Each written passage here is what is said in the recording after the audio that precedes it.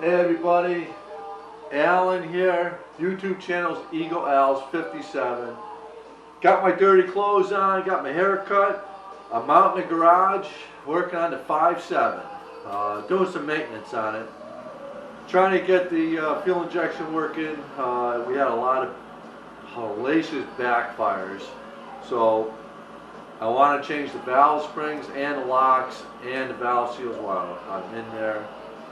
So that's where I am now.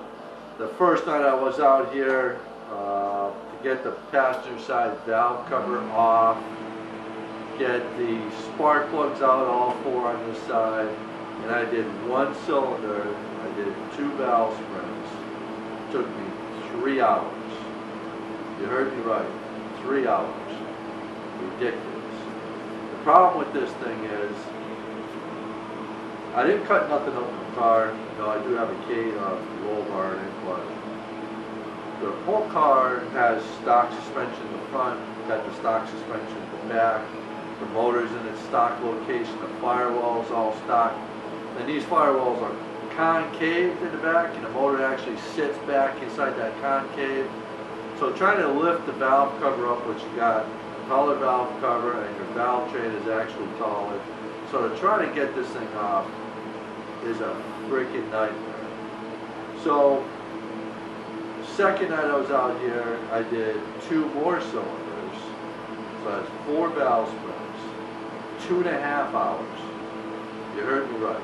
2.5 hours to do 2 cylinders, 4 valve springs. The problem on that night was, on here the header tubes are massive. They're 2 1/8" header tubes.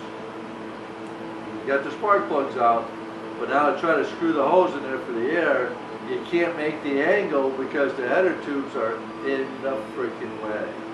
So unbolt the freaking header tubes, pull the header back a little, as much as I could, prying it. 2.5 hours. Tonight I've been out here for 2 hours. I did 1 valve spring, so I got the whole thing complete on one side, all except for the rocker arms, the Jessel set. I have troubles. Let me show you what's going on. So, we got shaft mounted rockers on this thing. Let's see if we can get you pointing down a little bit here. We get a flashlight going on. And let me see if I can show you what's happening. Alright. First one right here. This is what was happening with this rocker. Not supposed to do that. The problem was the snap ring broke. When the snap ring broke, or I think what happened was the bearing, actually, the cage broke, and it started pulling apart. Broke the snap ring, so this whole thing was plopping around like this. Look, the cage, there goes a bolt. Cage is missing right here, so that's that one. I'm assuming I'm going to have more bearings that are busted, but right here, this is the way this one comes off. Let's see if I can flip it around here. See the snap ring, it's pulled out over here. And see right in here, the cage is broken again. So all those pieces were floating somewhere in there, which I found. I'll get you over here. Which I got right here. I got all of them right here. See the pieces in there?